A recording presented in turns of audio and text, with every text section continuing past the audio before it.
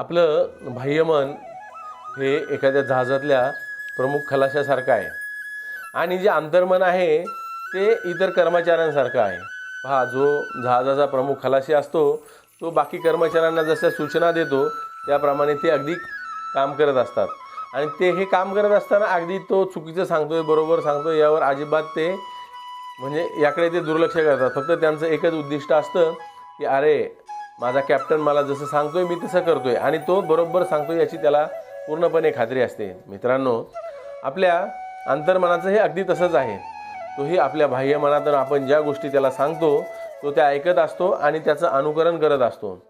त्यामुळे आपण एक जबाबदार माणूस म्हणून आपण याकडे लक्ष दिलं पाहिजे की अरे मी माझ्या अंतर्मनाला योग्य अशा सूचना देत आहे का आणि त्याच्याकडनं योग्य सूचना दिल्यावर मला योग्य रिझल्ट मिळतात। तर याकडे जर आपण लक्ष केंद्रित केलं